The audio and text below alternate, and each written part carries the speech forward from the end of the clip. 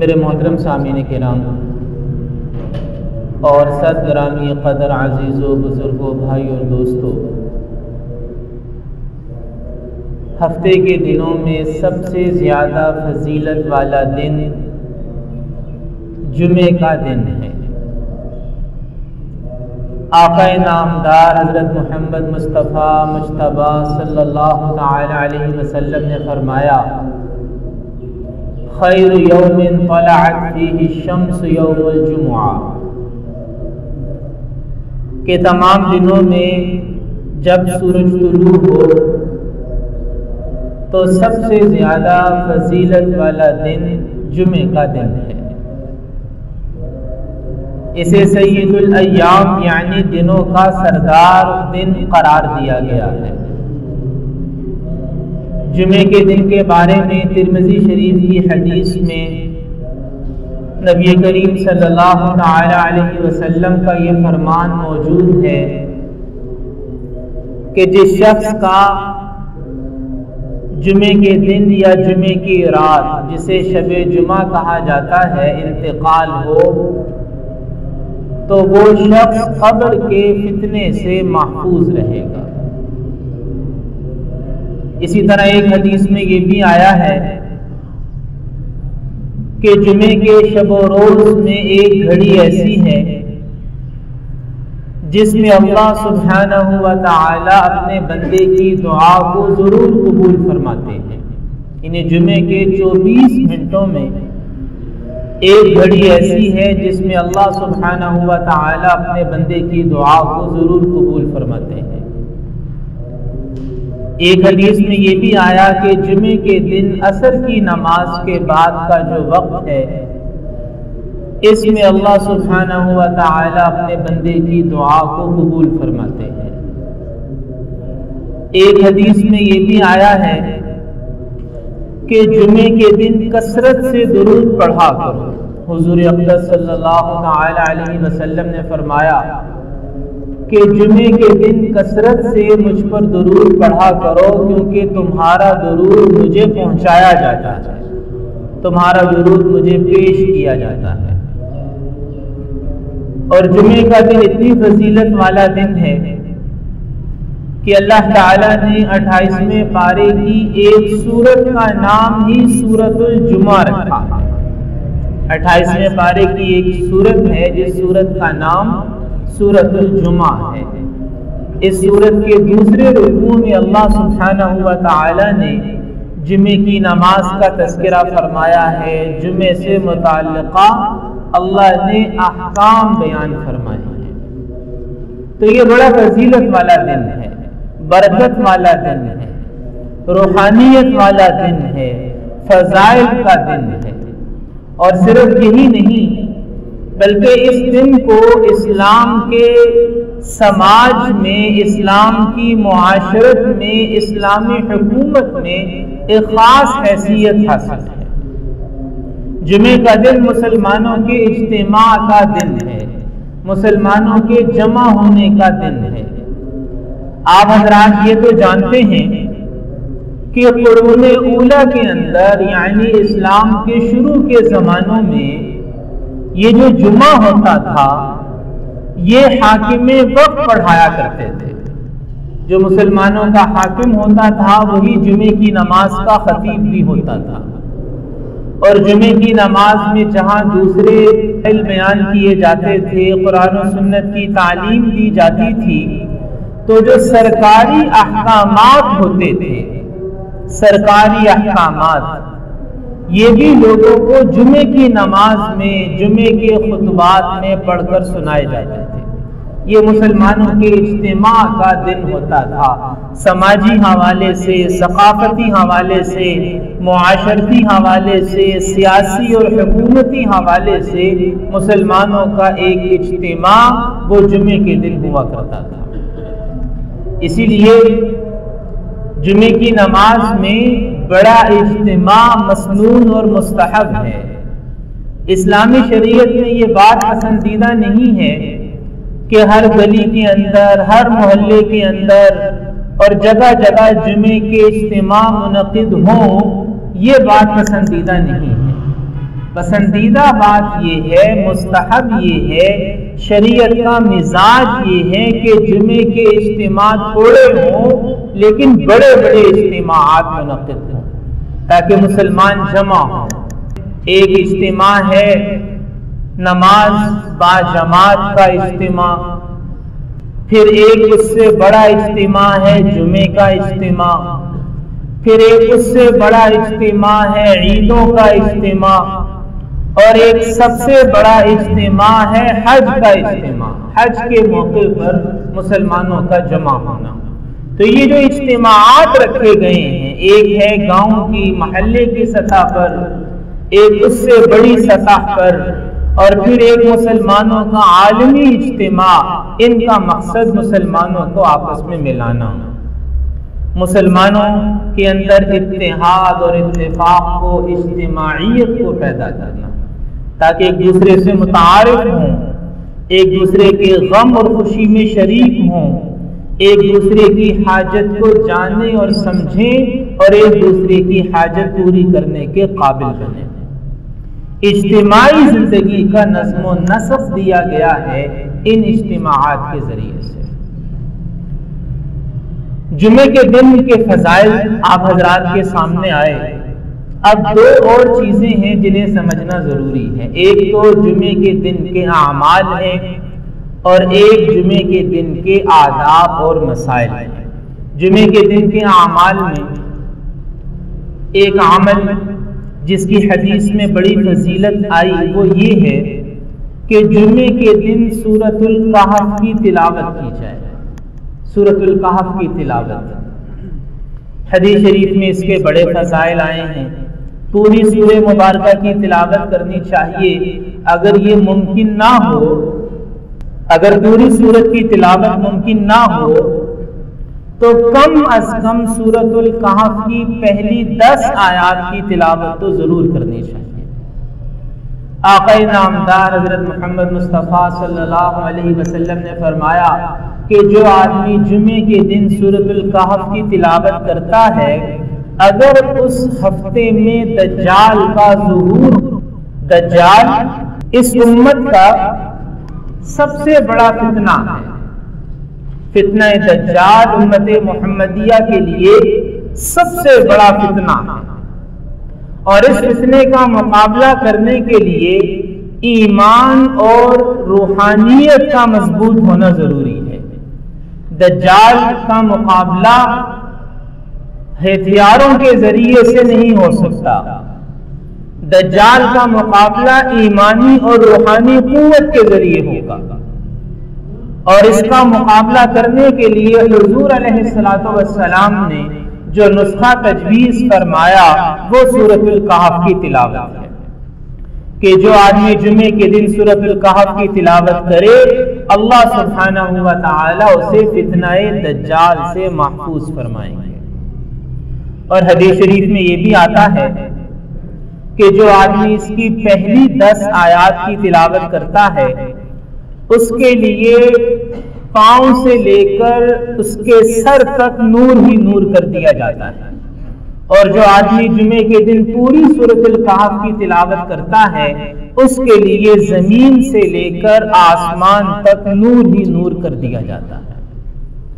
اس لیے جمعے کے دن کا ایک خاص عمل ہے سورۃ الکہف کی تلاوت، اور جمعے کے دن کا دوسرا بڑا عمل ہے درود شریف کی کثرت۔ جیسے میں نے ابھی حدیث مبارکہ آپ حضرات کے سامنے رکھی کہ آپ نے فرمایا کہ جمعے کے دن کثرت سے درود پاک پڑھا کرو، اس لیے کہ تمہارا درود مجھے پہنچایا جاتا ہے۔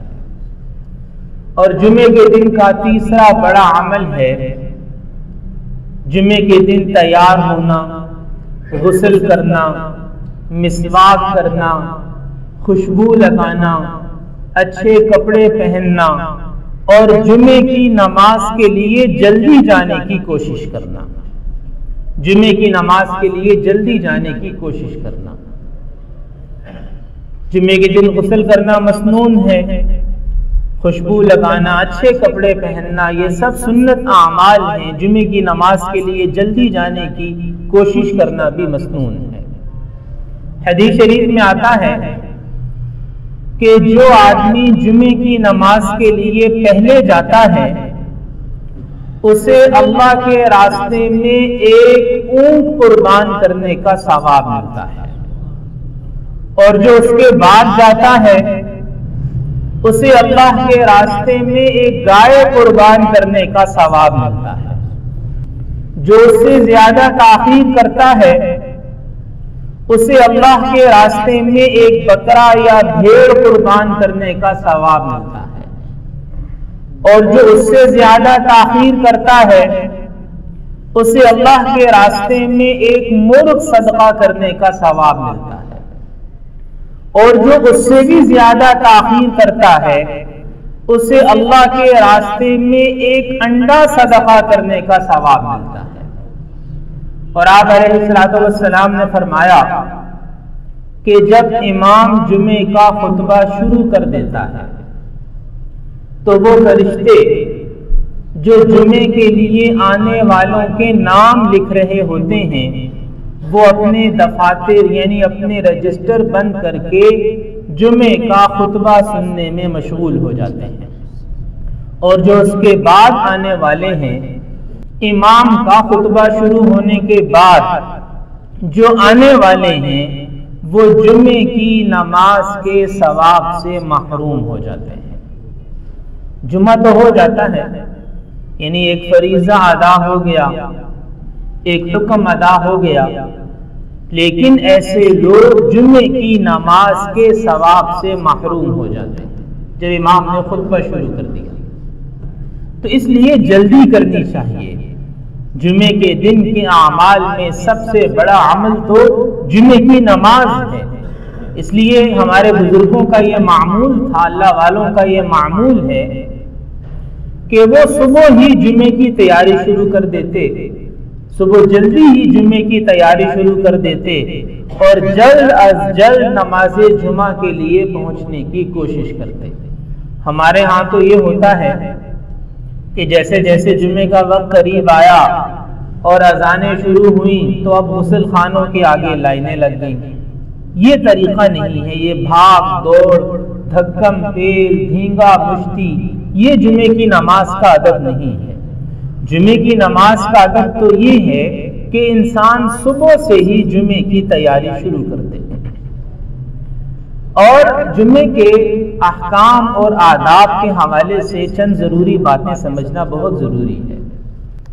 جمعے کی نماز کے حوالے سے ایک بہت اہم شرعی حکم جسے ہمارے ہاں عام طور پر نظر انداز کر دیا جاتا ہے، وہ شرعی حکم یہ ہے کہ ابھی جو میں نے قرآن مجید کی سورۃ الجمعہ کی آیت مبارکہ تلاوت کی، اس میں ارشاد باری تعالی ہے یا ایھا الذین آمنوا اذا نودی للصلاۃ من یوم الجمعہ، کہ اے ایمان والو جب جمعے کے دن اذان دے دی جائے، جب جمعے کے دن اذان دے دی جائے تو فسعوا الی ذکر اللہ وذروا البیع، تو اب تم جمعے کی نماز کے لیے چل پڑو۔ اب جمعے کی نماز کے لیے چل پڑنا، جمعے کی نماز کے لیے سعی کرنا، یہ اب فرض ہو گیا۔ وذروا البیع، اور خرید و فروخت کو چھوڑ دو، خرید و فروخت کو چھوڑ دو۔ علماء کا اس بات پر اتفاق ہے، پوری امت مسلمہ کے علماء کا اس آیت مبارکہ کی روشنی میں، کہ جمعے کی اذان کے بعد کاروبار کرنا ناجائز ہے۔ جمعے کی اذان کے بعد خرید و فروخت کرنا، کاروبار کرنا، یہ ناجائز ہے۔ پورے ہفتے میں، یعنی پورے ہفتے میں صرف یہی ایک وقت ہے جمعے کی اذان کے بعد سے لے کر جمعے کی نماز ادا کر لینے تک جس میں اللہ نے ہمیں کاروبار اور تجارت سے منع کر دیا، بس یہ ایک وقت ہے۔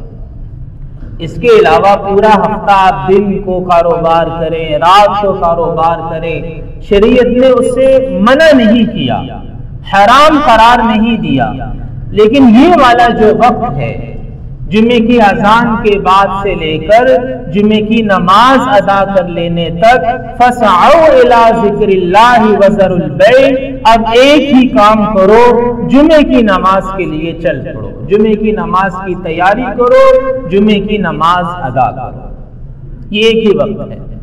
اس لیے یہ شرعی مسئلہ یاد رکھنا چاہیے کہ جمعے کی اذان کے بعد دکان پر کاروبار کرنا، تجارت کرنا، لین دین کرنا، اس کی اسلامی شریعت میں اجازت نہیں ہے، اور تمام علماء کا، فقہاء کا، مفتیان کرام کا اس بات پر اتفاق ہے۔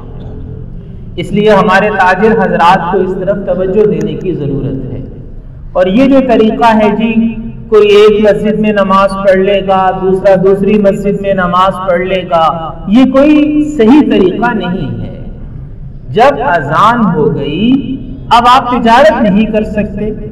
ہاں یہ ہے کہ جو پہلی مسجد میں نماز پڑھنے کے بعد دکان کھول لے وہ ٹھیک ہے، لیکن ایسا طریقہ کہ اب دکان کھلی ہوئی ہے، تجارت مسلسل چل رہی ہے، ایک گیا ایک مسجد میں نماز پڑھ آیا، دوسرا دوسری میں نماز پڑھ آیا، یہ طریقہ صحیح نہیں ہے۔